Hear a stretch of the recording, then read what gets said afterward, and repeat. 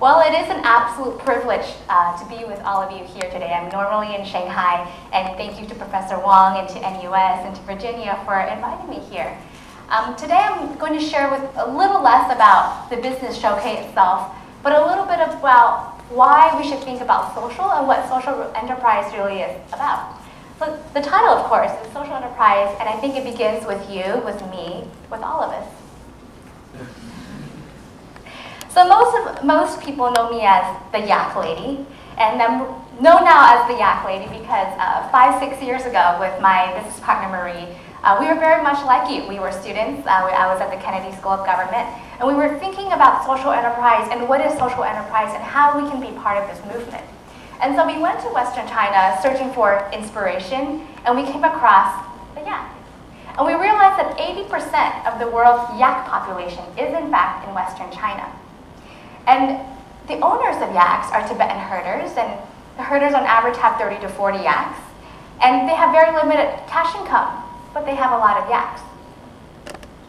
And that inspired us to start Shokay, which means yak down in Tibetan, where we take the fiber of the yaks, we fine comb them, and we develop them into various beautiful products. And through that, we're able to source directly from the Tibetan herders, and we now work with over 800 families, which is about 3,000 to 4,000 people now, sourcing fiber from them once a year into the finest products of yak that you can now find in the market. And sometimes at the yarns, we also work with another community, which is in Chongming, right outside of Shanghai, and they use the very fine fiber of the yak and create knitted products. And this allows us to create scarves and shawls and knitted items and that are sold all over the world, from Germany to Japan. Singapore's a little too hot for it, but also in Shanghai and other places. And all of this really came from us trying to understand this concept of what exactly is a social enterprise. And many people may have different definitions, and some people may say, well, is a nonprofit a social enterprise or a for-profit a social enterprise? And I think it's really not about the legal identity, but the problem you're trying to solve and the way that you're trying to solve this problem. So I would say a social enterprise is a for-profit, is a profit-making but not profit-maximizing business in which we use market mechanisms to solve the social problem. It's now commonly discussed idea in the US, here in Singapore, and elsewhere. Where I work in China, there's not that many social entrepreneurs. And in fact, there's so few social entrepreneurs that many times when I'm presenting or asked, and people ask me what is a social enterprise, and I give that definition, people say, oh, we have this in China. It's called a state-owned enterprise. And I said, no, it's not exactly like a state-owned enterprise. And they said, well, look, what is the difference between a social enterprise and a Chinese state-owned enterprise? And I said, look, it aims to be profit-making, but not profit-maximizing. And they said, that's what our state-owned enterprises are. And I say, look, we use market mechanisms to solve a social problem. And they said, but look, our state-owned enterprises, they provide education, they provide healthcare, they provide a place to live for us, so they also solve our social problems. I'm speechless. I have nothing left to say. But let's take a step back and saying social enterprise and how that really began. And it began not from state-owned enterprises, and it began not really from businesses, but from the need for a lot of nonprofits in the philanthropy sector to say, we have social issues, and the way that we try to fund our social issues is through a lot of grant making and through a lot of foundations or government money. But the problem is that sometimes grant making can dry up. And so a lot of organizations, especially around the 1970s in UK and the US, they started looking for ways and models in which they could generate revenue. And it may not be able to fund the entire organization, but it may be part of their budget to help them achieve their social objective. So that came around, and now with a lot of the mainstream business and media, more and more people who are business-minded are thinking about what social enterprise is. But if we take a step even backward to say where philanthropy from, I just want to share with you a little story. The origins of philanthropy and why it is important for us to think about it. So some may say the first words of philanthropy actually came from a Greek playwright. And in this Greek playwright, in this myth, Prometheus, which is a Greek god, out of his character is philanthropus, which means philos, loving, caring for, nourishing, and anthropos, meaning humankind and humanity. So out of his love for humanity, because Prometheus had created these clay creatures in which he called human beings, out of this love for mankind, he gave mankind two gifts. One gift was fire. And fire symbolizes all knowledge, art, sciences, and technology, so it's the hard skills that we have. But he also gave mankind another gift, which is blind hope, optimism. And he said with fire and optimism, that constitutes everything man needs to have, and that's his gift out of his love for mankind, philanthropy. And of course, there are more modern interpretations. John Gardner would say it's private initiatives for the public good, or voluntary action for the public good, private giving of time and valuables for public purposes. The aim of philanthropy is improvement in the quality of human life. And if we take this, I want to help you understand why social enterprise can play a very pivotal role, especially in China. If we define philanthropy as private initiatives for public good, and business as private initiatives for private good, and government as public initiatives for public good, then that changes many things. Because in China from 1949 to 1978, it was only the government. Everything was nationalized, and there was one sector. And everything was public initiatives for public good.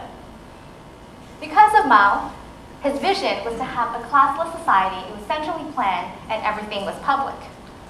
But in 30 years' time, since 1949, China soon realized that just having the government was not enough. So from 1979 to really, I would say, 2008, it was a time of flourishing. It was a time when China took off, right? It was a time when China opened up with Deng Xiaoping's policies, the free trade economic zones. It became the backbone and the economic engine of what China is today. But something happened in 2008, and it was not just the Olympics in Beijing. There was the Sichuan earthquake. And I'll say that when we look back into philanthropy, when we look back into social enterprise in the Chinese landscape, the 2008 earthquake will have played a pivotal role. And that's not just because the government, yes, they mobilized, and the government actually did a decent job, but it was the fact that it woke up in the hearts of young people that when there's a social problem, it's not just the government's duty to solve all the problems, that each individual person needs to take responsibility for their role in society. And people gave. People, however little, however gave. It was a time when you could be a janitor, you could be a white-collar worker, you could be a tycoon. And sometimes tycoons were criticized for not giving enough. But really, everyone gave, and that was a huge change in the mindset of people in China. And from 2008 on, in mainstream media, people were talking about corporate social responsibility. People were curious about social enterprise. All of a sudden, fair trade became part of the discussion. And people started to be curious and understand, and corporations even were really forced to evaluate what role do they really play, and what does ethics mean in a Chinese society. And so in the next 30 years, China really has to think about that. And government policy is thinking about how to create a harmonious society. But because there are certain political restrictions, it is difficult for the third sector. It is difficult for foundations and nonprofits to survive in the Chinese context. But that's why social enterprises will play a very pivotal role in China's next 30 years. Because it's about private initiatives for both the public good and the private good. And so that means in China, the first 30 years, it was about creating institutions through the government. Because China at that time was in utter chaos. The next 30 years created wealth, but wealth creation did not equal equal distribution. And the next 30 years, the challenge will be to think about, with all of this wealth, how to create equal opportunities. Because if there are no equal opportunities, China will have huge social problems. And so, yes, we can think about philanthropy from the private and the public, and you create all this public good. But when we go back to thinking of philanthropy and to think about this ancient Greek playwright, it's not about the government's responsibility or the business's responsibility or foundations or social enterprises' responsibility. It's about the responsibility of each individual person, about what are you doing with this gift that you have. What is your fire and what is your blind hope? What is that blind optimism that drives you to keep going? And so oftentimes when we run organizations, whether it's for-profit or nonprofit, you talk about your mission statement and your vision statement of your organization. But I think more often than not, we haven't been asking ourselves, what is our personal vision statement and what is our personal mission statement? Because these are the things that are really going to drive what we do. And let's say that we're brilliant and we have a personal vision and mission statement. But after that comes, what is our definition of success? Is it the car, the money, the condo, the credit card, right? Is it the position and the status of society? And if it's these things, why are these things important? But moreover, with each of our own individual capabilities, we have something to give. So what is this fire that we have, or what is this fire that we want to gain in order to help us accomplish our mission statement? And we need to understand why our personal vision and mission statement is important to us. Because of all of this fire and all of these skills, this is what's going to fuel our blind optimism. Because in the process of creating a social enterprise, and I'm sure everyone here who's created social enterprises that you will share with this, is that there are challenges. And you may have the passion, but at the everyday level, your passion fuels you. But you have to have perseverance because there will be challenges. And you have to have patience because the goal of what you're trying to do is to change the world. And that's a huge, huge task to take on. And then the question is how. And so yes, you may have your vision, mission statement, and yes, you may be excited, and yes, may have the passion and the optimism. But oftentimes people ask, well, how do I start? And how do I get there? And I won't say that not everyone necessarily should be a social entrepreneur, but everyone needs to think, what is their fire? And what is your blind optimism? And how are you contributing positively to society? Because it's not another person's responsibility. It's each of our own responsibility. And so the metaphor that I would give to leave you with is that to begin with on how and how to begin on this journey is to be a sponge. And in the early days, it's not that I came from a fashion tech background or textiles or anything. I was a public policy student. I could care less about fashion. But I was curious about how to implement social enterprise. I was curious about why yak fiber is comparable to cashmere. I was curious about the supply chain, and I knew nothing of it. And I had to learn. I had to go to factories, and I had to talk to designers to piece together a supply chain that previously didn't exist. So it's about being a sponge and absorbing as much information as fast as possible. But then there's about being a detective. Because if the answers were so easy, that we wouldn't have these problems to begin with. And so you find, as you're absorbing, as you're a sponge, you find these different clues. And so the clue that I was looking for is, okay, wait, so 80% of the world's yak population is in Western China. Yaks are an asset. What can you make of the yak? And the UN happened to publish this 300-page PDF, right, on the yak. And in this PDF, there was one sentence that said, yak fiber is comparable to cashmere. And I said, if yak fiber is comparable to cashmere, why don't we see this in the international markets? Why don't we see this online shopping? Why don't we see this at our department stores? And so I tried to hunt down, like a detective. I only had a piece of information, and these are all clues. And after you gather all these clues, and I realized, you know what? I think there is a gap. And the gap is because Chinese textile manufacturers are not known to be creative. So if they are not presenting yak fiber to international brands and designers, international brands and designers will not be asking for it, and therefore the yak is not even in people's minds to be used as a fabric to begin with.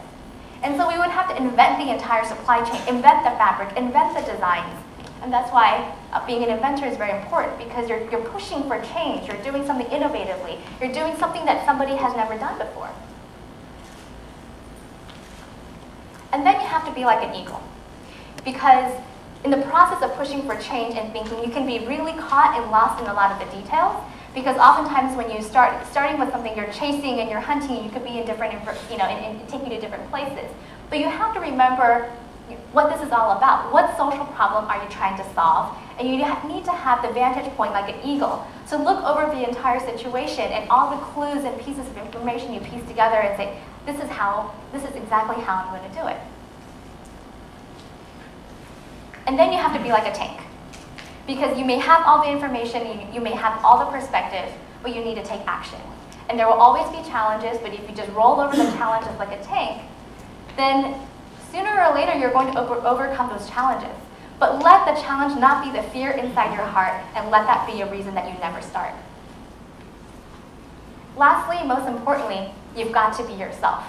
You have to know what your fire is, what you have, what your resources, what your networks are. And if you don't have those yet, develop that fire. And that's why you go to school, and that's why you go to conferences and find out as much information. Because with that, and with this blind hope and optimism, you ask yourself, why do you do what you do, and how are you going to get there? And how are you going to contribute positively into this world in which we live in? Because it needs all of us, me, you, and everyone here, to do that. And so I was once asked a question at one of the foundations that had funded some of my work. And we were all asked the question, and we were 40 social entrepreneurs, and saying, why do you do what you do? And this was my answer. I was given much, therefore I need and want to give it more. That because I feel blessed and privileged of having had the education that I have and the opportunities I have, all the more it's not necessarily out of love, but out of responsibility. Because the more you have, the more you have to give. Thank you very much.